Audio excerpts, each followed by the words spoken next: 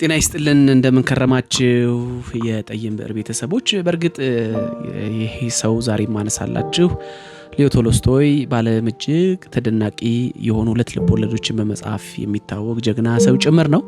ከዚህ በፊት በአጭር ቪዲዮ ሐሳቡን ላጋራችሁ ሞክሬያለሁ። እንግዲህ ዛሬም እስኪ ስለዚህ ሰው ተወርቶ ተነግሮና ተጽፎ የማያልቅ ድንቅ ሐሳብና ጥበብን ለዓለም የቸረ ድንቅ ሰው ነው። እንግዲህ እንደማንኛውም የአረቢያንስ ናይትስ ተረቶች እጅግ የሚያስደንቅ የህይወት ታሪክ ያለው ሰው ነው። በእርግጠኝነት በ1910 ስለሞተው ነብይ ነው የማወሳችሁ። ይህ ሰው እጅግ በጣም የተከበረና ከመሞቱ ከ20 ዓመታት በፊት ጀምሮ አድናቂዎቹ እንደ ሃይማኖታዊ ጉዞ ያለ ማቋረጥና ማብቂያ በሌለው ሁኔታ ፊቱን በጨረፍታም ቢሆን ለማየት ድምጹን ለመስማት ወይም የልብሱን ቅማቅምት እንኳን ለመንካት ወደ ቤቱ እንደ ጅረት እንደጎረፉለት የሚነገር የሚተረክ የሚወሳ ሰው ነው። ጓደኞቹም ቤቱ መጥተው ለዓመታት በመቀመጥ ካንደበቱ የሚወጣውን እያንዳንዱን ቃል ልዩ ምልክትና ምህጻረ ቃል በመጠቀም በሾርት ሃንድ ከመጻፋቸው ሌላ በዕለት ተዕለት የህይወት ታሪክ ውስጥ የሚያደርጋቸውን ጥቃቅን ናቸው የተባሉ ነገሮች እንኳን ቢሆኑ ንቀው ሳያስቀሩ በዝርዝር በጽሁፍ ያሰፈሩለት የዓለም ጀግና ነው። በተለይ ስለሱ ያሰፈሯቸው ጽሁፎች በትላልቅ ቮሊዩሞች ለመታተም እንደቻሉም ይነገራል። 23000 የሚጠጋ መጻሕፍት ልብ አድርጉ። እንግዲህ 2300 አይደለም እያልኩ ያለሁት ወደ 23000 የሚጠጋ መጻሕፍት እና በ56000 ጋዜጦችና መጽሔቶች ላይ ስለዚህ ሰውዬና ስለ አስተሳሰቡ እጅግ በጣም ብዙ መጣጥፎች ተጽፈዋል። በግሉ የጻፋቸው ጽሁፎችም 100 ቅጾች እንደሚሞሉ ይነገራል። እነዚህም ለማንኛውም የቀለም ሰው እጅግ ግዙፍ መጠን ያላቸው ቃላቶች እንደሆኑ ይነገራል። እንግዲህ የህይወት ታሪኩ እንደ ራሱ ልቦለድ መጽሐፍት ልዩ ውበት እንዳለው ነው የሚነገርለት። 42 ክፍሎች ባሉት እጅግ ግዙፍ ማንሽን ቤት ውስጥ ነው ተወልዶ ያደገው። ዙሪያው እንግዲህ በሀብት ተከቦ በጥንታዊ የራሺያ መኳንንት እቅፍ ውስጥ ተንደላቆ ነበር ያደገው። ይሁን እንጂ በህይወቱ ማክተሚያ ግድም የነበረው ርስትና ሀብቱን በሙሉ ለችግረኞች አከፋፍሎ ከሰጠ በኋላ አንድም ሳንቲም ሳይኖረው ባዶ ኪሱንና ብቻውን በራሺያ የምድር ባቡር ጣቢያ በገበሬዎች ተከቦ ህይወቱ እንዳለፈ ነው የታሪክ ድርሳኑ የሚነግረን። እንግዲህ በወጣትነት ዘመኑ በመኳንንት ዘርነቱ የሚኮራ ጥጋበኛና ላረማመዱም ስርዓት የሌለው ከመሆኑም ሌላ በተለይ በሞስኮ የልብስ ስፌት ሱቆችም ልብስ ለማሰፋት እጅግ ብዙ ገንዘብ የሚያወጣ ጀብራሪ እንደነበር ነው የሚነገርለት። በስተኋላ ግን ምቾት የማይሰጠውና በቀላሉ የተሰሩ የራሺያ ገበሬ ልብሶችን በመልበስ ጫማዎችንም በራሱ እጅ ሰርቶ እያደረገ አልጋውን ራሱ እያነጠፈ ክፍሉን እየጠረገ አሸር ባሸር ምግቡን ከእንጨት በተሰራ ግድግዳ ሳህንና በእንጨት ማንኪያ ባዶ ጠረጴዛ ላይ አስቀምጦ መመገብ የጀመረ የህይወት ለውጡና አስገራሚ የነበረ ማወቁ ብዙ ነገር ንቆ እንዲተው ያደረገው ጀግና እንደሆነ ይነገርለታል። በወጣትነቱ ራሱ በገለጸው አይነት ነበረ ይኖር የነበረው። ቆሻሻና መጥፎ ህይወት፣ መጠጣት፣ አምባጓሮ፣ ግድያን ጨምሮ በአጠቃላይ ኃጢአት ናቸው ተብለው የሚገመቱትን ሁሉ እንደፈጸመ ይነገራል። በስተኋላ ግን እድሜው ላይ ህይወቱን የቀየረው የኢየሱስ ክርስቶስን አስተምሮ ቃል በቃል ለመከተል በመሞከሩና በአብዛኛው በቅድስና በመኖሩ በራሺያ ውስጥ ከማንም በላይ ተጽዕኖ ፈጣሪ እየሆነ እንደመጣ ነው የሚነገረው። እንግዲህ ቀደም ሲል እርሱና ባለቤቱ በጋብቻ ህይወታቸው እጅግ በጣም ደስተኛም ነበሩ። ስለ ትዳሩም ስናነሳ በጉልበታቸው ተንበርክከው ምድራዊና ሰማያዊ ህይወታቸው እንደተሟላ እንዲቀጥል ለኃያሉ አምላክ ጸሎታቸውን እያደረሱ በደስታ ይኖሩ የነበሩ ግለሰብና ጥንዶች ነበሩ። በኋላ ላይ ግን ደስታቸው ከስሞ ባሳዛኝ ሁኔታ ውስጥ እንደገቡና በመጨረሻ አካባቢ አይኑን ለማየት በጣም እንደተጠላ በሞት እጅ ተይዞ በሚያጣጠርበት ጊዜ እንኳን አጥብቆ ይጠይቅ የነበረው እርሱ ባለበት አጠገብ ዝር እንዳትልም ጭምር እስኪ ጠላት ድረስ የህይወት አጋሩ ጋር እንደተለያየ ይነገራል። በወጣትነት ጊዜው ከኮሌጅ ትምህርቱ እንደወደቀ በኋላም የግል አስተማሪዎቹም የእርሱ ደደብ ጭንቅላቱ ዘልቆ የሚገባ ምንም ነገር የለም በማለት ሙሉ በሙሉ ተስፋ የቆረጡበት ሰው ነበር። ይሁን እንጂ ከ30 ዓመት በኋላ ዓለም እስከዛሬ ካያቸው ልብ ወለድ ድርሰቶች ሁሉ እጅግ ድንቅ የሆኑ 2 መጽሐፍት እንደጻፈ ይነገራል። ዘመን ተሻጋሪ የሆኑ እነዚህ ሁለት መጽሐፍቶች ዋር ኤንድ ፒስ እና አና ካራኒና የተሰኙ ናቸው። እንግዲህ ይህን ሰው ስናነሳ ሊዮ ቶልስቶይ እንደሆነ ይህንን ስም ስናነሳ በእርግጥ ለመረዳት አይከብድም። ዘነበወላም አይ ፐሲዜ በሚለው መጽሐፉ ላይም ስለዚህ ድንቅ ጸሐፊ ሲናገር በተለይ ራሽያኖች በቶልስቶይ ተረቶች አድገው እንደ አቅመ አዳምና ሔዋን ሲደርሱ ደግሞ ዋር ኤንድ ፒስ እና አና ካራኒናን በደንብ አጥንተው የኖሩትና ያመለኩት ያከበሩት ሰው ነው ሲል ገልጦታል። ቶልስቶይ ጨለማ ያጠላበትና በደም የጨቀየችውን የራሽያ ግዛት በንጉስነት ካስተዳደሩ ዛሮች ነው የሚሏቸው አጼዎች የምንላቸው እኛ ማለት ነው። ከነሱ ሁሉ በበለጠ በአሁኑ ጊዜ ከራሽያ ውጭ ባሉ ህዝቦች እጅግ ተደናቂም ሰው ነው። የሆነ ሆኖ ግን እነዚህ ልብ ወለድ መጽሐፍት መድረሱ ደስተኛ አድርጎት እንደሆነም ተጠይቆ ነበረ።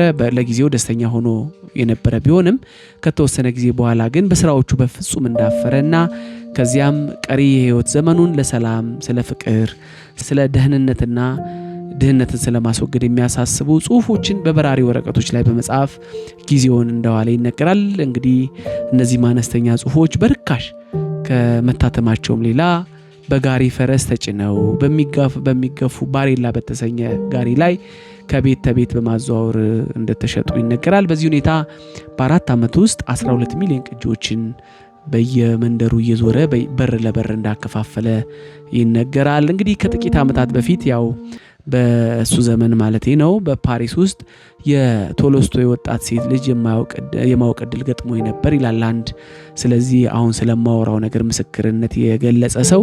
በህይወት ዘመኑ መጨረሻ አካባቢ እንደ ጸሐፊ ሆና ከመስራቷን በተጨማሪ ህይወቱ ባለፈችበት ጊዜ ማብራው እንደነበረች ምስክርነት ሰጥቷል። በአሁኑ ጊዜ በአንድ እርሻ ቦታ አካባቢ ስለምትኖርና በተለይ በዘመኑ ማለቴ ነው ስለ ቶልስቶይ አብዛኛው መረጃ ያገኘሁት ከርሷ አንደበት ነው በሚል አንድ የ5 ደቂቃ ህይወት ታሪኮች በሚል የዴሊ ካርኔጊና መጽሐፎች ላይ ምስክርነት ተሰጥቷል። እንግዲህ ከዚህ ጊዜ ወዲህ ስለ አባቷ ህይወት ታሪክ ዘ ትራጀዲ ኦፍ ቶልስቶይ በሚል ርዕስ መጽሐፍ እንደጻፈች ሁሉ ገልጾልናል። በእርግጥም የቶልስቶይ ህይወት አሳዛኝና ትራጀዲ እንደነበር የሚታወቅ ነው። የሀዘኑ ምንጭ ደግሞ ጋብቻና ትዳሩ ነበር በሚል ተወስቷል። ባለቤቱ አብዝታ ምቾት ስለምትወድ እርሱ ደግሞ ይጠየፍ ስለነበረ በሁለቱ መካከል ይህ ነገር ግጭት እየፈጠረ እንደመጣና የሁለቱን ፍቅር እያሰፋው እያጠበበውና እያራራቃቸው እንደመጣ ይነገራል። እርሷ ዝነኝነትና ህዝብ ውዳሴ ጭብጨባ ያጓጓታል።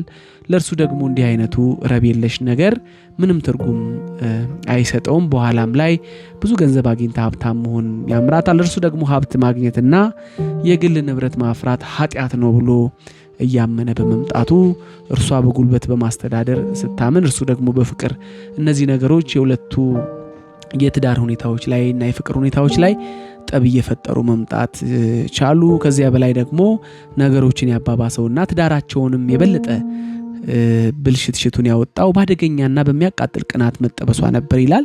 ስለሱ ታሪክና ስለሁለቱ ታሪክ የተጻፈ መጽሐፍ ሲገልጽ ጓደኞቹን ጠላች፣ የእርሷን ሴት ልጅ ሳይቀር ከቤት እንዳባረረቻት፣ ከዚያም ቶልስቶይ ክፍል ተንደርድራ በመግባት ከቤቷ ባባረረቻት ሴት ልጇ ምስል ላይ ጥይት ሁሉ ተኩሳ ንዴቷን ለመወጣት ሁሉ እንደሞከረች ይነገራል። ለዓመታት በጭቅጭቅ በቁጣና በጩኸት እንዳሰቃየችውም ጭምር ብዙ ድርሳኖች ስለሷና ስለሱ የፍቅር ህይወት ታሪክ በተወሳ ቁጥር ይጽፋሉ፣ ይገልጻሉ። እርሱ ይለው እንደነበረው ደግሞ ቤቱን ወደ እውነተኛ ገሃነም ቀየረችብኝ ነው የሚለው። ይህም የሆነበትን ምክንያት ለራሽያ ህዝብ ምንም አይነት የባለቤትነት ክፍያ በተለይ በሰራቸው ስራዎች ሁሉ ሮያሊቲ ሳይሰጡት መጽሐፍቱን በነፃ የማሳተሙ መብት በመስጠቱም ጭምር እንደሆነ ነው የሚነገረው።